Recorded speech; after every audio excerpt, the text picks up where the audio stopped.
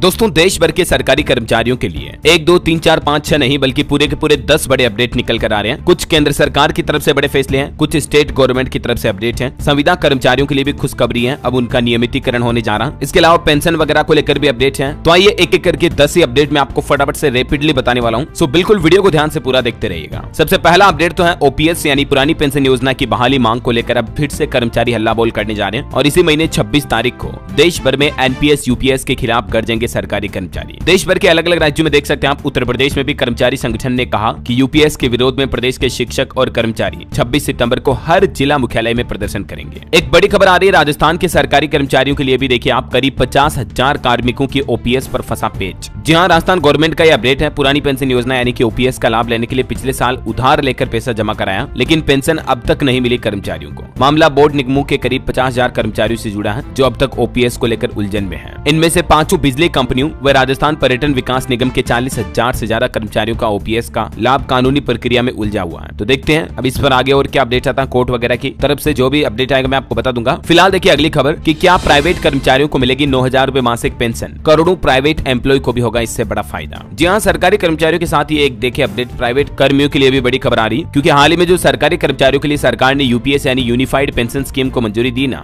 तो उसके बाद अब निजी क्षेत्र में भी पेंशन सुधार की मांग को लेकर जोर पकड़ा जा रहा, क्योंकि इसको लेकर Chennai EPF pensioners welfare association ने हाल ही में केंद्रीय मंत्री मनसुख मंडाविया को एक लेटर भी लिखा, जिसमें न्यूनतम पेंशन को मौजूदा राशि से बढ़ाकर 9,000 रुपए करने का अनुरोध किया गया। और ये अनुरोध प्राइवेट सेक्टर से संबंधित यानी निजी क्षेत्र के कर्मचारियों के लिए सरकार से किया गया है। तो अभी तो सरकारी कर्मचारी ऑलरेडी यूपीएस पेंशन स्कीम से खुश नहीं है। इसी बीच क्या प्राइवेट कर्मियों को भी ये 9,000 पेंशन का फायदा मिल पाएगा या नहीं, देखते हैं सरकार का क्या फैसला आता है। वैसे पेंशन की बात हो ही रही है तो एक और अपडेट आपको पेंशन से जुड़ा बता दूं। हाल ही में मैंने आपको डीएलएस न्यूज पर बताया भी था, देश भर के 78 लाख ईपीएस पेंशन भोगियों के लिए खुशखबरी है। 1 जनवरी से पेंशन से जुड़ा ये नियम बदलने जा रहा, अब पेंशन निकालना आसान होगा। जी हाँ, 1 जनवरी यानी कि अगले साल 2025 की पहली तारीख से ही ये फायदा मिलने लगेगा। देश के किसी भी बैंक से पेंशन ले सकेंगे अब ईपीएस कर्मचारी। ईपीएस पेंशन भोगियों के लिए सरकार की तरफ से बड़ा ऐलान किया गया। 1 जनवरी से भारत में कहीं भी किसी भी बैंक शाखा से पेंशन मिल जाएगी। मतलब अब पेंशन पाने के लिए आपको बैंकों का झंझट नहीं रहेगा। ऐसा नहीं कि जिस बैंक में आपका खाता है तो उसी बैंक से पेंशन मिलेगी या ऐसा कुछ। ये लिमिटेशंस हटने जा रही है। ईपीएस पेंशन भोगियों को 1 जनवरी 2025 से भारत में कहीं भी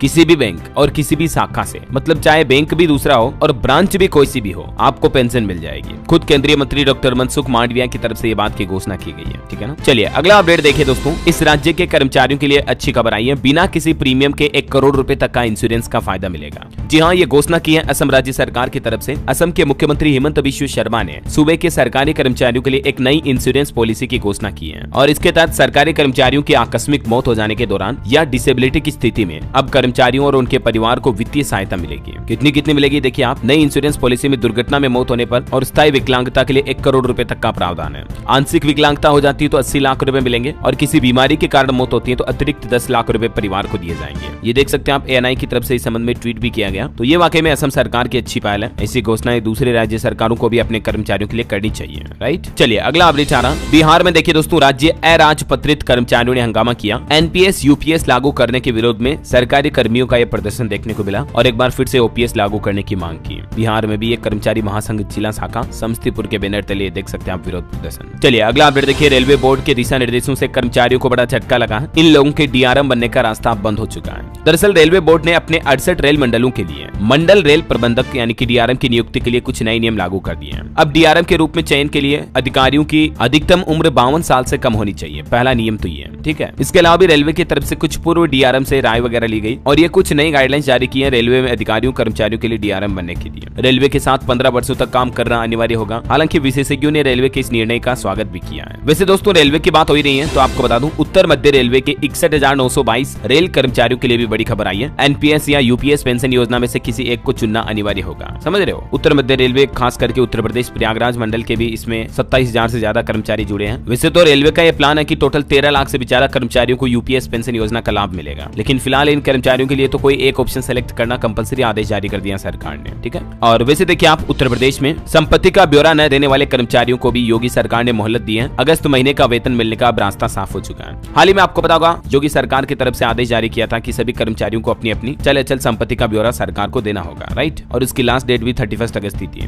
तो अभी यूपी सरकार ने राज्य कर्मचारियों को 1 महीने की और राहत दी है, मोहलत दे दी है। अब 2 अक्टूबर गांधी जयंती संक्रांति के दिन तक सरकारी कर्मचारी अपनी संपत्ति का ब्यौरा दे पाएंगे, ठीक है। और बाकी पिछले महीने जिन कर्मचारियों ने ब्यौरा नहीं भी दिया तो भी उनको अभी अगस्त सितंबर की सैलरी तो मिल जाएगी, लेकिन 2 अक्टूबर तक भी आप ये डिटेल सबमिट नहीं करते हो तो फिर आपकी सैलरी तनख्वाह वापस अटक सकती है। इस बात का जरूर ध्यान रखिए आप, ठीक है। और वैसे दोस्तों उत्तर प्रदेश की बात हो ही रही है तो एक और अपडेट आपको बता दूं, 1993 से लेकर साल 2000 के बीच जो भी अध्यापक नियुक्त हुए उनका नियमितीकरण किया जाएगा, मतलब उनको रेगुलर किया जाएगा। यूपी की इलाहाबाद हाईकोर्ट ने कहा कि तदर्थ अध्यापकों के मामलों में वेतन भुगतान भी सरकार विचार करे। दरअसल उत्तर प्रदेश के शिक्षकों की नौकरी को लेकर ये इलाहाबाद हाईकोर्ट की तरफ से बड़ा फैसला सुनाया गया और यहाँ तक कि हाईकोर्ट के समक्ष राज्य सरकार के अपर महाधिवक्ता यानी वकील ने भी स्वीकार कर लिया कि यूपी में 33G के तहत 7 अगस्त 1993 से लेकर दिसंबर 2024 के बीच नियुक्त 1000 से ज्यादा तदर्थ अध्यापकों को नियमितीकरण करने पर शीघ्र ही योगी सरकार निर्णय लेगी। यानी ये भी हजारों कर्मचारियों को जो कि अभी संविदा पर हैं या जिनकी नौकरी टेम्परेरी चल रही है तो उनको रेगुलर होने का फायदा मिलेगा, है ना। एक ऐसी अच्छी खबर दोस्तों उत्तराखंड के सरकारी कर्मचारियों के लिए भी आई है। देखिए आप संविदा कर्मी का नियमितीकरण प्रक्रिया फिर से शुरू हुई, 15,000 से ज्यादा लोगों को मिलेगी सरकारी नौकरी।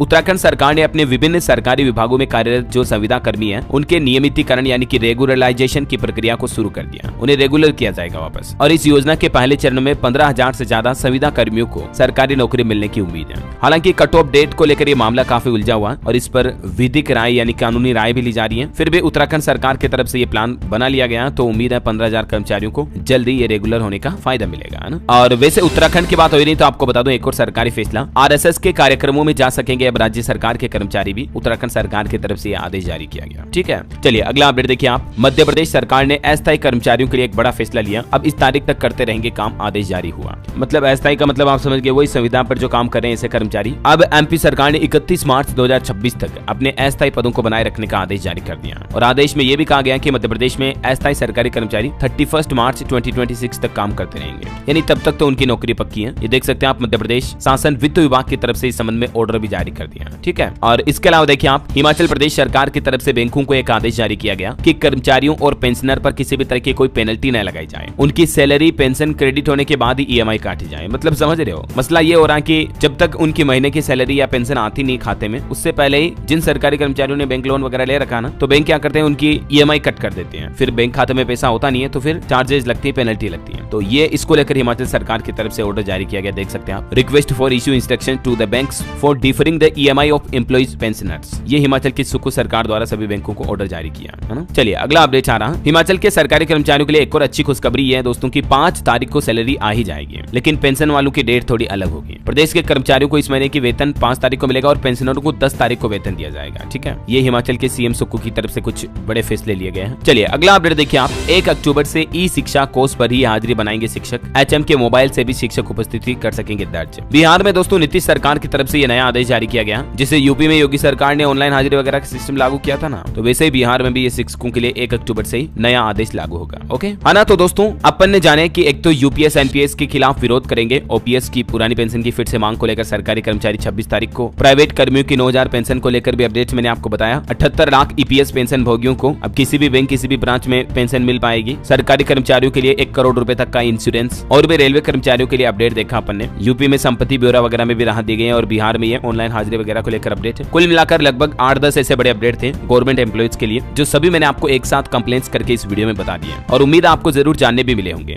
और भी आपके मन में किसी तरह का कोई सवाल है दोस्तों, या आप किसी और राज्य के गवर्नमेंट अपडेट जानना चाहते हैं तो बिल्कुल बेझिझक मुझे नीचे कमेंट करके बताइएगा आप कौन से राज्य में कौन से जिले में रहते हैं। मैं जरूर सब कुछ लेटेस्ट अपडेट आपके मोबाइल तक इसी चैनल DLS न्यूज के माध्यम से पहुंचा दूंगा। इस वीडियो को लाइक और शेयर भी करना और आपके सभी जो दोस्त मित्र फ्रेंड सर्किल में है, गवर्नमेंट एम्प्लॉइज हैं, सरकारी कर्मचारी हैं, रिश्तेदार हैं, उनको जरूर शेयर कीजिएगा ये वीडियो। उनके WhatsApp नंबर पर शेयर कर दो, Facebook पर शेयर कर दो, कहीं पर भी, ताकि उनको भी ये महत्वपूर्ण अपडेट मिल जाए। और बाकी तो DLS न्यूज चैनल को सब्सक्राइब करके बेल आइकन जरूर दबा देना। चैनल पर जाकर देखो, डेली काम की खबरों का कंप्लेंट्स वीडियो आपको तारीख वाइज मिल जाता है। ओके, ख्याल रखिएगा अपने आप का। आज गणेश चतुर्थी भी है, आप सभी को ढेर सारी हार्दिक शुभकामनाएं। गणपति बप्पा मौर्य का आशीर्वाद हम सबके जीवन पर बना रहे। जय हिंद, जय भारत, वंदे मातरम।